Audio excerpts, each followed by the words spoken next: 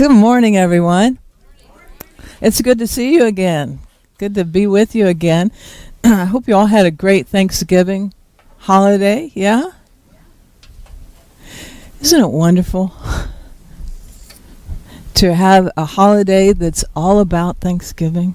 It's all about gratitude, all about expressing thanks and sharing that, thinking about all the many blessings we have. Isn't that marvelous to have a holiday like that? So here we are, beginning the month of December, a very festive month, and most of us looking forward to the Christmas time, yeah. But there are other holidays going on during this month. Hanukkah comes to mind, and Kwanzaa.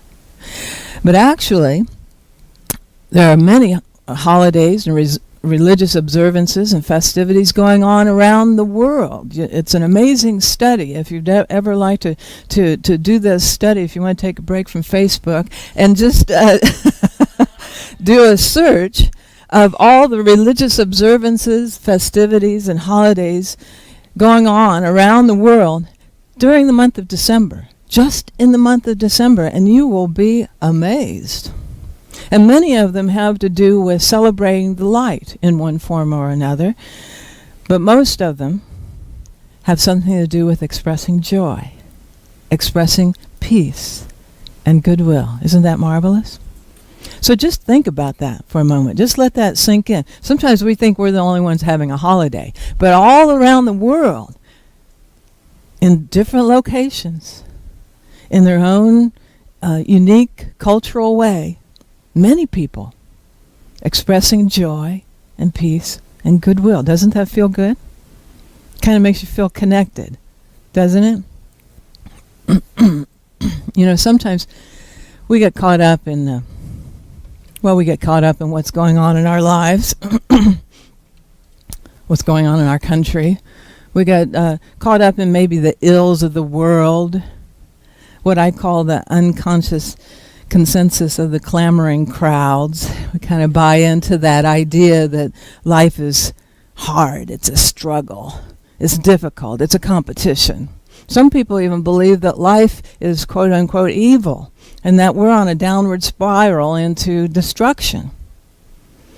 Even though all those things are contrary to the way life really works.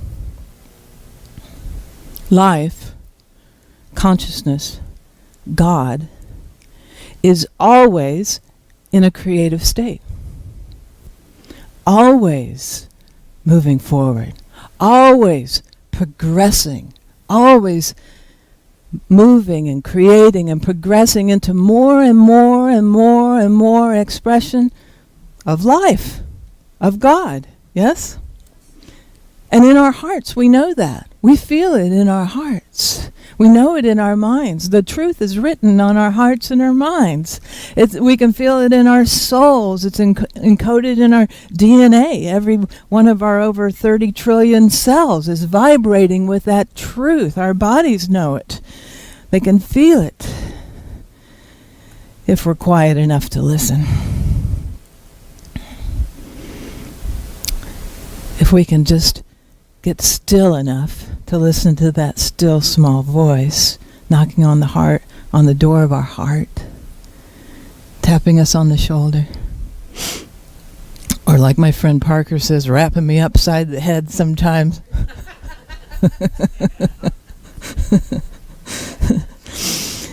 But it's in our personal time, our quiet time, when we can pull back from this whirlwind that's swirling around us.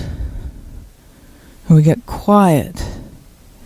And then we can go within and maybe even ask ourselves the questions. What's going on here? How, something's not fitting together. Maybe some blockage in our life, emotionally or physically or mentally or whatever.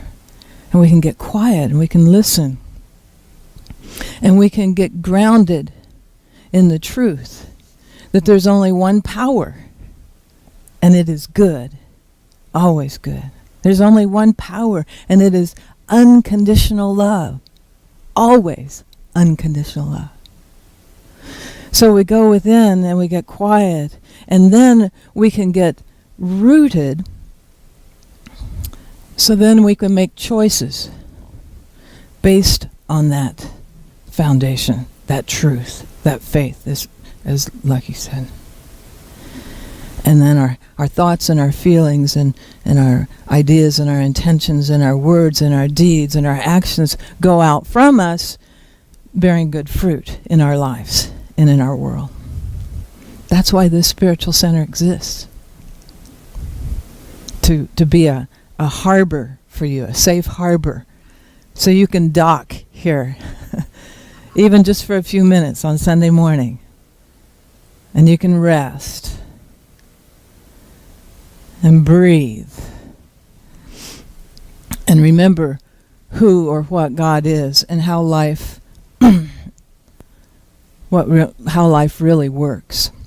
So thank you for being here this morning and sharing this energy of life, this creative energy of life, this vibration of goodness, this truth that God is absolute good, yes? And we are made of absolute goodness, yes? You get that, right? Okay, so I was talking about holidays. So this is a very festive month, and this week, let's see, on the 8th, I think that's Thursday, December 8th is a holiday that's celebrated by many people around the world. It's Bodhi Day, and it's also called the Day of Enlightenment. It's the day that commemorates when Siddhartha Gautama, the historical Buddha, attained enlightenment. And as the story goes, Siddhartha was a prince. He was a very wealthy man. Might even have been a billionaire compared to today's standards. He had 3 palaces. He had everything you could imagine, every desire and need fulfilled, all the food and the drink and the material goods and the money. You could say that he lived an indulgent lifestyle. If you're like me, when you hear the word indulgent, you think of somebody that overindulges in food or in drink, or they overindulge in having too many material possessions or money and things like that. But there's another side to indulgence. How about indulging in self-pity? Or indulging in insecurities or fear? Or overindulging in worry? You ever been in that place or known anybody like that? Or maybe indulging in bitterness or sadness or anger, or overindulging in hatred. But either way, indulging in the pleasure or actually in the pain, all of those things are ego constructs that only serve to keep us stuck. Things that we've become so attached to that they seem like they're a part of us, that they're a part of our personality, as if they're the building blocks of our lives. And the master teacher, Jesus, spoke about these ego constructs that keep us stuck, these attachments that we hold on to so tightly, when he said, "Greater love has no one than this, than to lay down one's life for one's friends."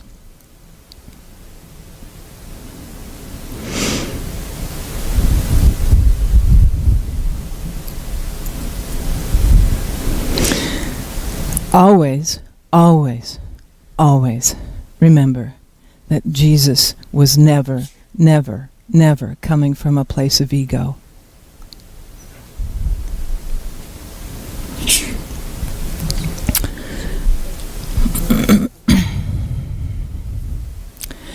He was never concerned with this physical material world, and he taught his followers not to be concerned with this physical material world.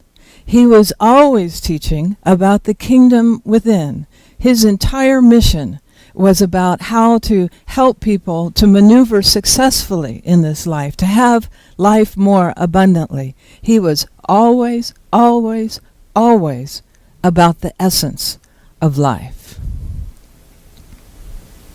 So even though many of us were taught or told that this verse says Jesus is going to die and that showed how much he loves us, there was no concern for death in Jesus. There was no fear of death in Jesus because he knew his oneness with God. He knew that he was a divine being, as we all are. He knew that he was a spiritual being having a physical experience, as we all are. What this verse is really saying is, get out of your ego.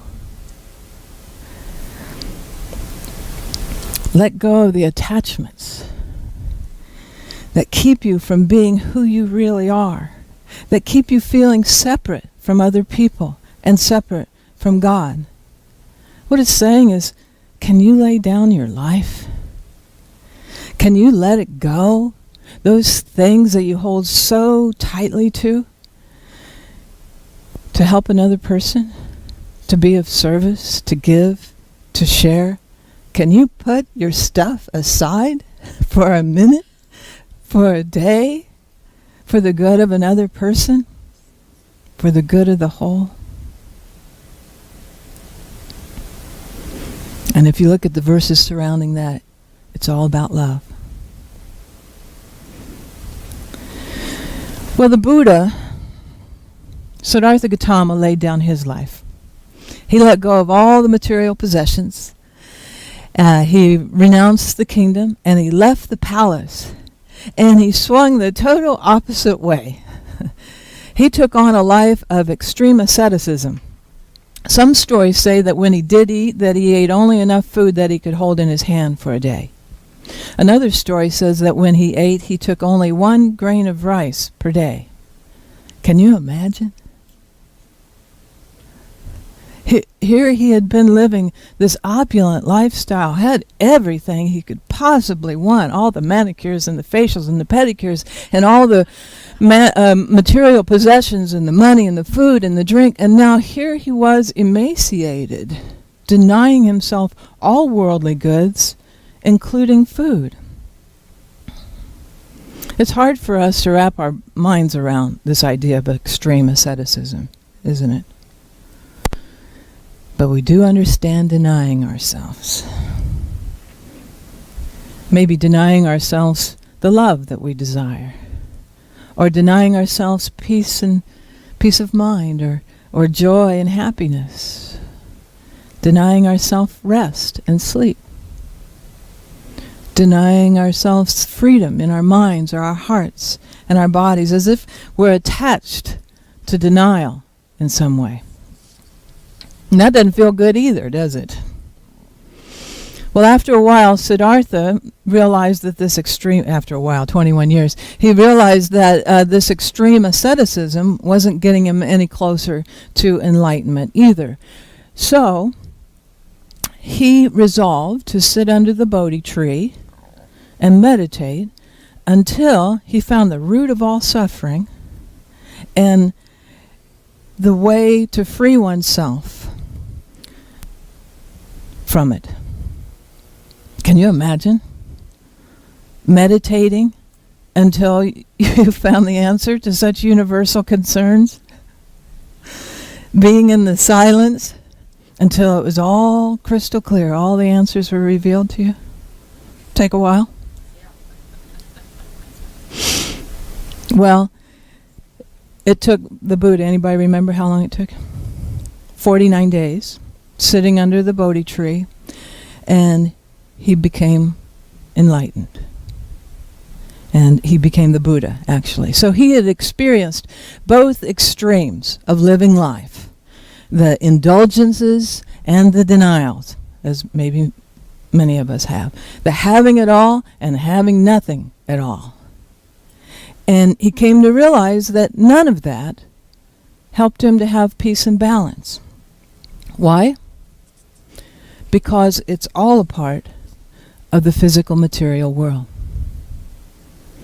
And the Master Teacher Jesus spoke to this when he said, "In the world you have troubles, but take courage, I have overcome the world.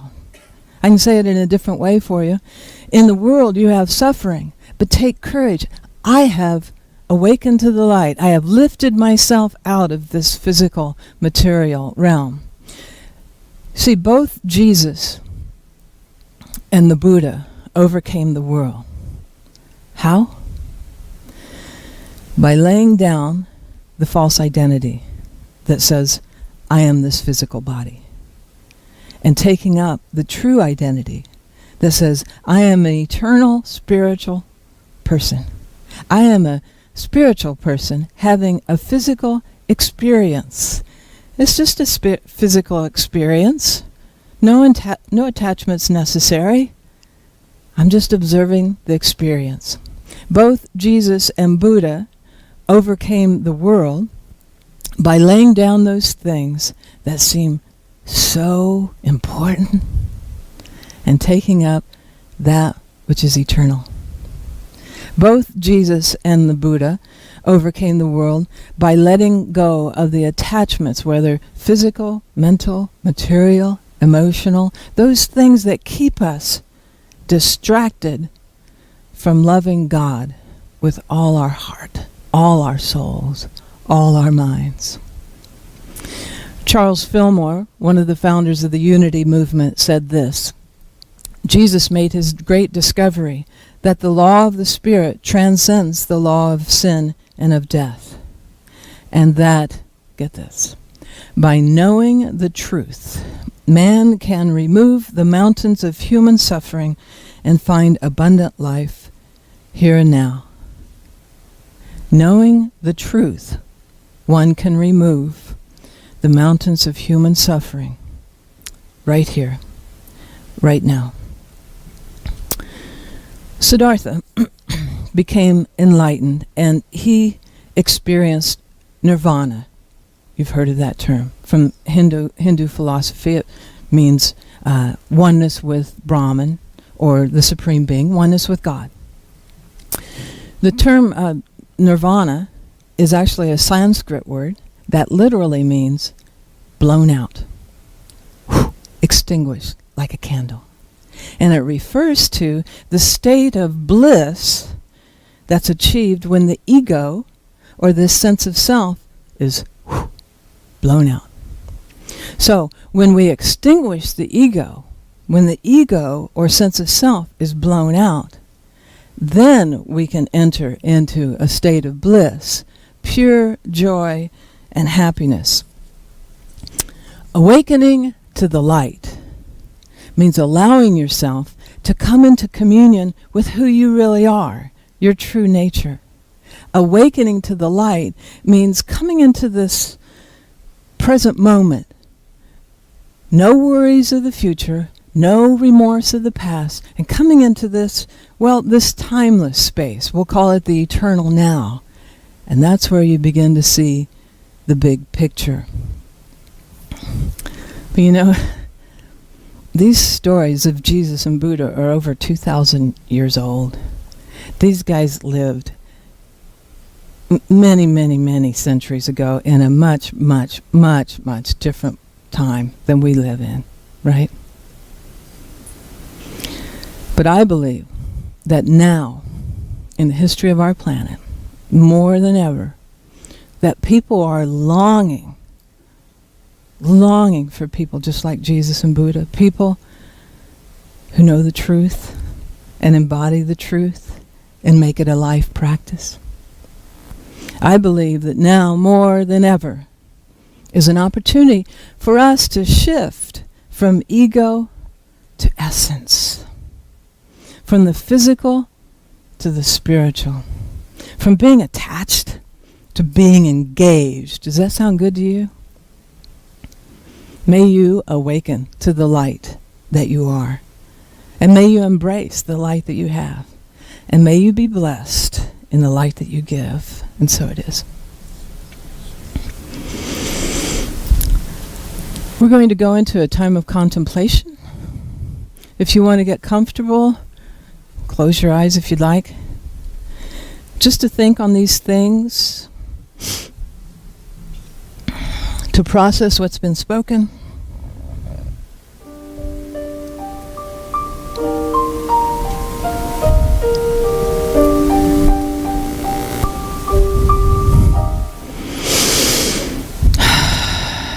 deep breath.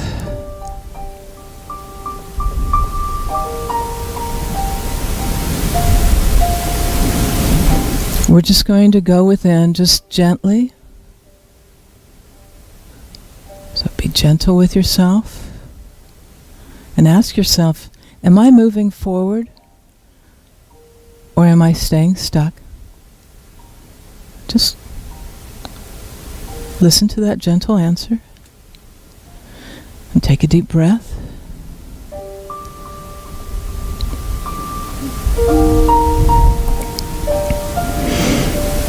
And ask yourself, am I moving forward? Are my actions and attitudes contributing to my spiritual growth?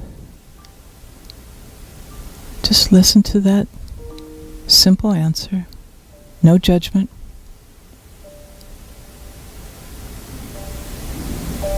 Take a deep breath.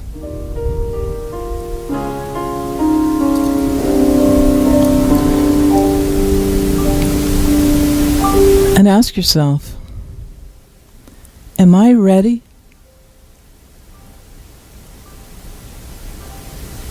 to have supreme happiness, peace, and bliss in my life?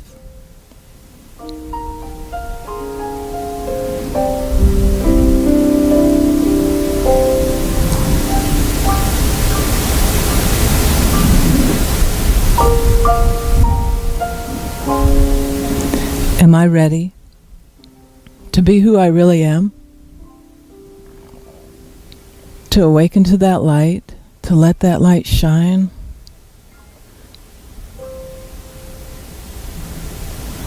Am I ready to move from being attached to being engaged?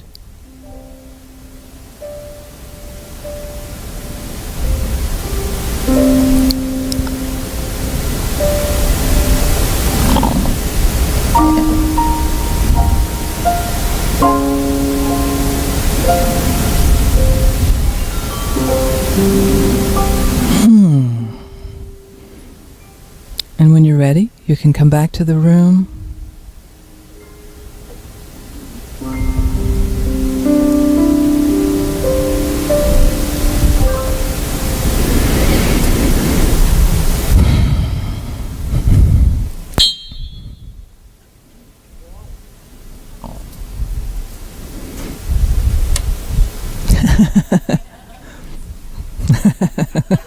Now it's all clear to me.